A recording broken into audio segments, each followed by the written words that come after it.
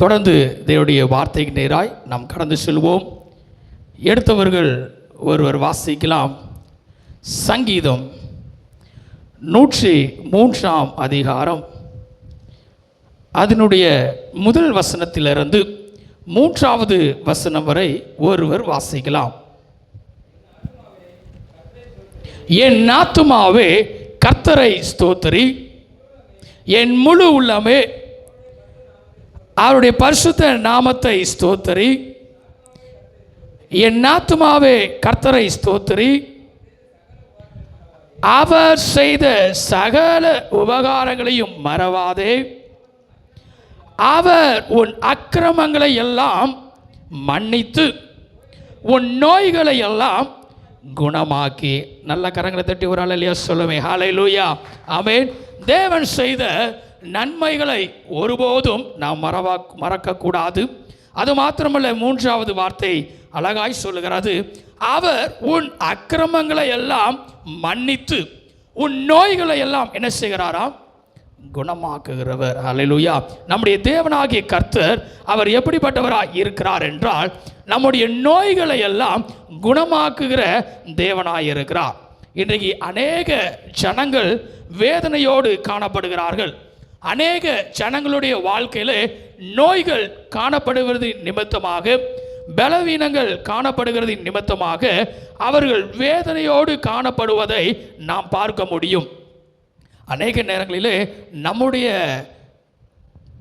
நம்மிடத்திலே வந்து அநேக செபக்குறிப்பு என்ன செய்வாங்க?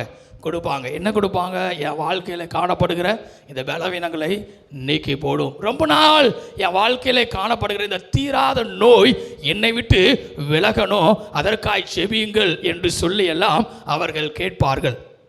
என கண்பான தெய்வ பிள்ளைகளே, ஏன் இதை எல்லாம் கேட்கிறார்கள் என்று சொன்னால், நம்முடைய தேவனாகிய கர்த்தரை குறித்து அவர்கள் நன்கு அறிந்தவர்களாக இருக்கிறார்கள். ஏன்? அவர் ஒருவராலே மாத்திரம் சுகத்தை கொடுக்க முடியும். கரங்களை தட்டி ஒரு அல்லேலூயா சொல்லுங்களேன். ஆமென்.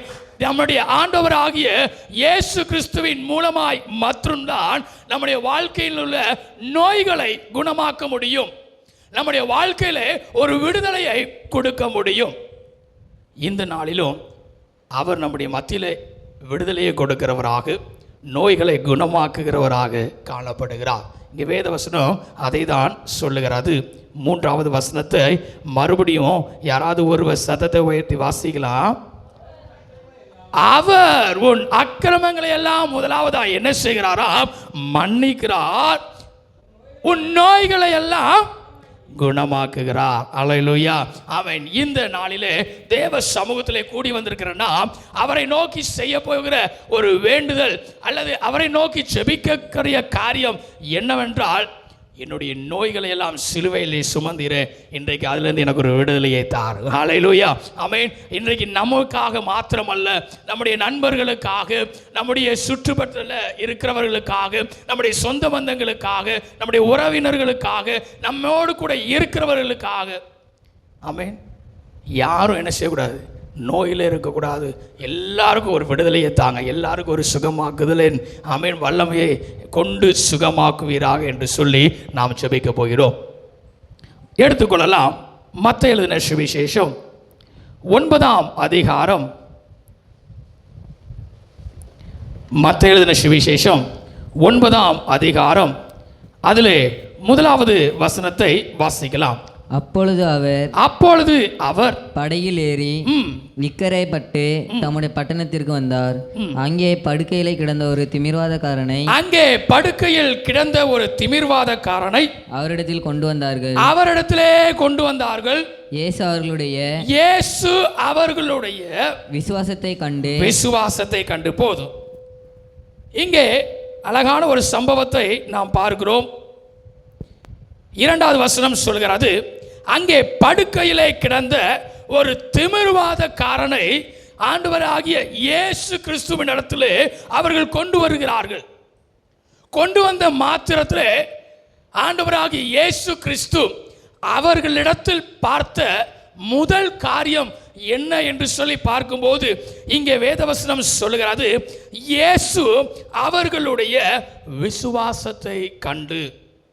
எனக்கு அன்பான தேவ பிள்ளைகளே, இன்றைக்கு அநேக நேரம் தேவ சமூகத்துக்கு நேராய் நாம் கடந்து போய் என்னை குணமாக்கும், என்னை சுகமாக்கும், என்னுடைய பலவீனங்களை மாற்றும், எனக்கு ஒரு விடுதலையை தாரும் என்று சொல்லி நாம் கேட்கிறோம். நல்லதுதான்.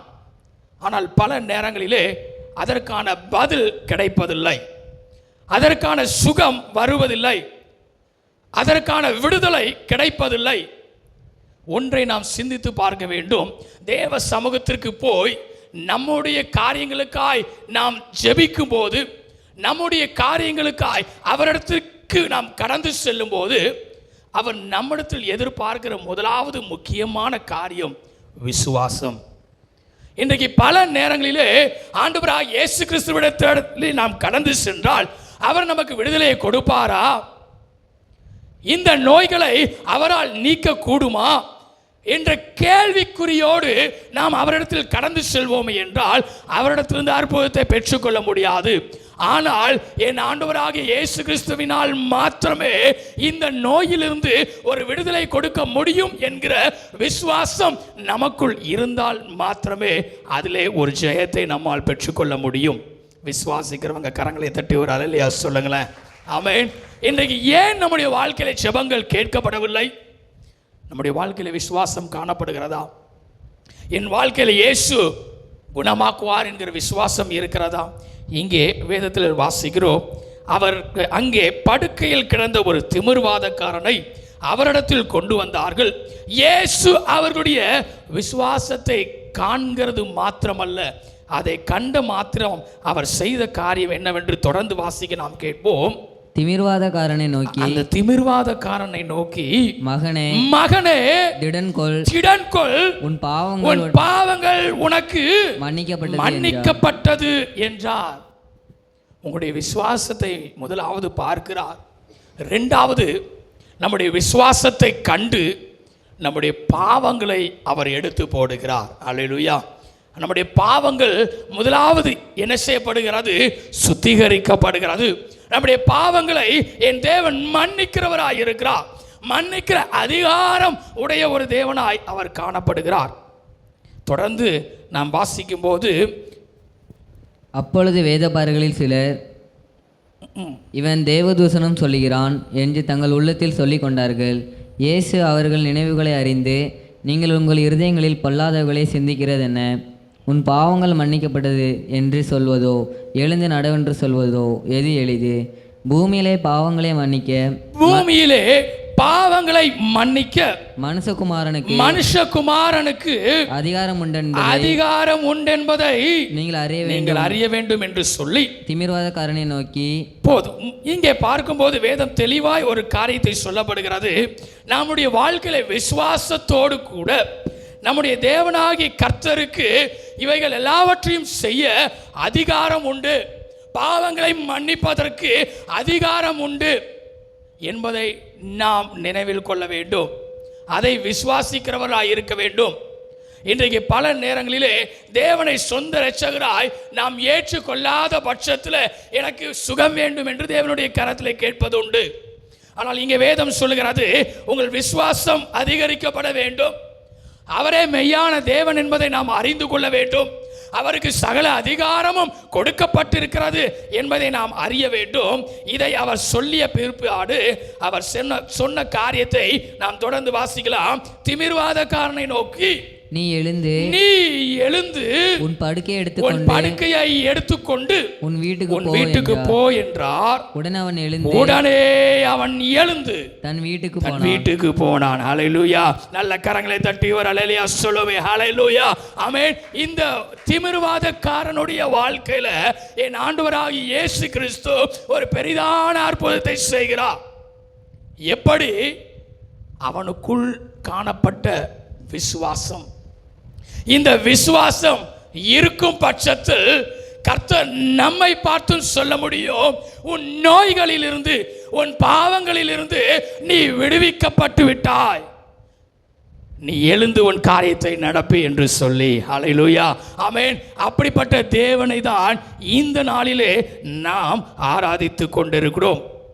8ஆம் வசனம் சொல்லுகிறது, ஜனங்கள் அதை கண்டு ஆச்சரியப்பட்டு மனுஷருக்கு இப்படிப்பட்ட அதிகாரத்தை கொடுத்தவராகிய தேவனை மகிமைப்படுத்தினார்கள். ஹல்லேலூயா, ஆமென். என் தேவனுக்கு மகிமையை செலுத்தினார்கள்.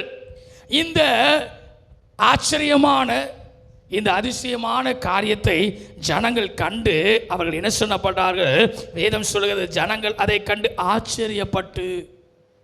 ஒருவேளை அந்த திமிர்வாதக்காரனை பல நாட்களாய் அங்கே கூடியிருந்த ஜனங்கள் கண்டுகொண்டே இருக்கலாம். இவனுடைய வாழ்க்கையிலே ஒரு அற்புதமும் நடைபெறவில்லை, இவனுடைய வாழ்க்கையிலே சுகம் அடைய போவது இல்லை, இப்படியெல்லாம் பல நோக்கத்தோடு அவர்கள் காணப்பட்டிருக்கலாம். ஆனால் இந்த திமிர்வாதக்காரனுக்குள்ளே காணப்பட்டது ஒன்றே ஒன்றுதான், என் இயேசு எனக்கு சுகத்தை கொடுப்பார், இந்த இயேசு என் நோய்களை குணமாக்குவார், இந்த இயேசு என் பாவங்களை மன்னிப்பார். இவைகள் எல்லாவற்றையும் செய்யக்கூடிய அதிகாரம் அவருடைய கரத்தில் மட்டுமே உள்ளது. இதை அவன் அறிந்தவனாக தான் விசுவாசத்தோடு அந்த இடத்திற்கு கடந்து வந்து ஆண்டவராக இயேசு கிறிஸ்துவை நோக்கி அவர் பார்க்கிறார். நம்முடைய தேவனாகிய கர்த்தர் நம்முடைய அக்கிரமங்களை எல்லாம் நீக்கி, நம்முடைய பாவங்களை எல்லாம் நீக்கி, அவர் நம்முடைய நோய்களை என்ன செய்கிறார்? குணமாக்குகிறார்.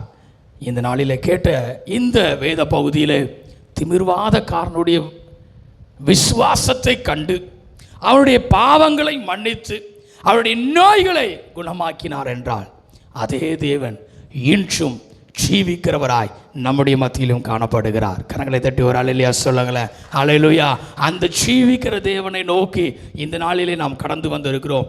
விசுவாசத்தோடு தேவ சமூகத்தில் நாம் ஜெபிக்க போகிறோம். ஆண்டவரே, என்னுடைய வாழ்க்கையில், என் வீட்டாருடைய வாழ்க்கையில், என் நண்பர்களுடைய வாழ்க்கையில், என் சொந்த பந்தங்களுடைய வாழ்க்கையில், என்னுடைய அக்கம் பக்கத்தில் வசிப்பவர்களுடைய வாழ்க்கையில் நோய்களை குணமாக்குகிறாய் கடந்து வருவீராக. விசுவாசத்தோடு நாம் ஜெபிக்கிறோம் என்று சொல்லி ஆண்டவருடைய சமூகத்தில் நாம் கேட்டு போகிறோம். எல்லாரும் முழங்கால் படிடுவோமா? எல்லாரும் முழங்கால் படிடுவோம். ஆண்டவருடைய சமூகத்தில், அப்பா, விடுதலை தருகிற தேவன் நீர், சுகத்தை தருகிற தேவன் நீர், பலத்தை கொடுக்கிற தேவன் நீர், எங்கள் பாவங்களை மன்னிக்கிற தேவன் நீர், இவை எல்லாவற்றையும் செய்கிற ஒரு அதிகாரமுடைய தேவனாய் நீர் இருக்கிறீர். உம்முடைய கரத்தில் எங்களை தருகிறோம், உம்முடைய கரத்தில் எங்களை தருகிறோம். எங்களுக்கு ஒரு விடுதலையை தாரும், எங்களை சுத்திகரியும், எங்களை ஆசீர்வதியும். ஆண்டவருடைய சமூகத்தில் சத்தத்தை உயர்த்தி கேட்போமா? கர்த்தர் நம்முடைய வாழ்க்கையில் அற்புதங்களை செய்கிறவர்.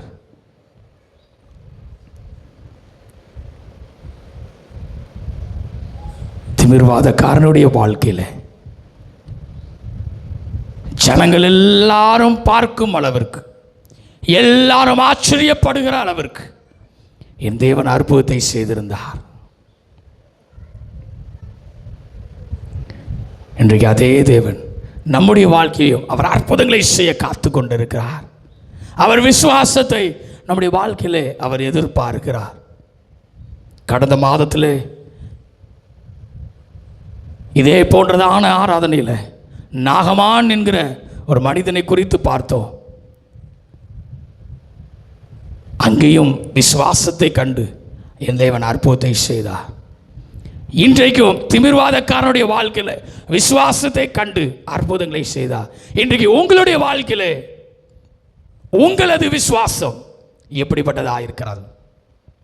தேவன் எதிர்பார்க்கிற, தேவன் காண்கிற ஒரு விசுவாசம் உங்களுடைய வாழ்க்கையில் இருக்கிறதா? ஆண்டவருடைய சமூகத்தில் கேட்போம். ஆண்டவரே, விசுவாசத்தோடு நாங்கள் இந்த இடத்துல முழங்கால் படியிட்டு உங்களுடைய சமூகத்தை நோக்கி நாங்கள் பார்க்கிறோம். விடுதலையை தாரும், எங்களை சுத்திகரியும், எங்களது ஜெபத்தை கேளும். விடுதலையை விடுதலையை விரும்புகிறோம் ஐயா, தாருமையா தாருமையா, இன்றே தாருமையா, விடுதலையை விடுதலையை விரும்புகிறோம் ஐயா. தாருமையா தாருமையா, yes Lord, தாருமையா, ஆமென். இன்றே தாருமையா. உங்க ரெண்டு கரங்களை வானத்துக்கு நேரா உயர்த்தி சொல்லுவாங்க. ஹalleluya ஹalleluya ஹalleluya ஹalleluya ஹalleluya ஹalleluya ஹalleluya ஹalleluya. சுத்திகரியும் சுத்திகரியும் பாவங்களை சுத்திகரியும், குணமாக்கும் ஐயா குணமாக்கும், இந்நோய்களை குணமாக்கும். சொல்லுவா சுத்திகரியும் சுத்திகரியும், ஓ சுத்திகரியும், என் பாவங்களை பாவங்களை சுத்திகரியும். yes Lord, குணமாக்கும் ஐயா குணமாக்கும், இந்நோய்களை குணமாக்கும். ஹalleluya ஹalleluya ஹalleluya ஹalleluya ஹalleluya ஹalleluya ஹalleluya ஹalleluya ஹalleluya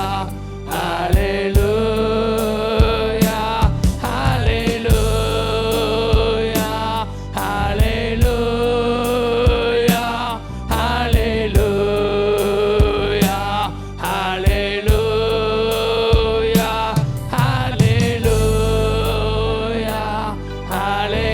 ஹalleluya ஹalleluya ஹalleluya. நல்ல பிதாவே, உடைய வார்த்தைக்காய் நன்றி செலுத்துகிறோம். நீர் எங்கள் அக்கிரமங்களை எல்லாம் மன்னித்து எங்கள் நோய்களை குணமாக்குகிறவராய் காணப்படுகிறீரே, உமக்கு நன்றி செலுத்துகிறோம்.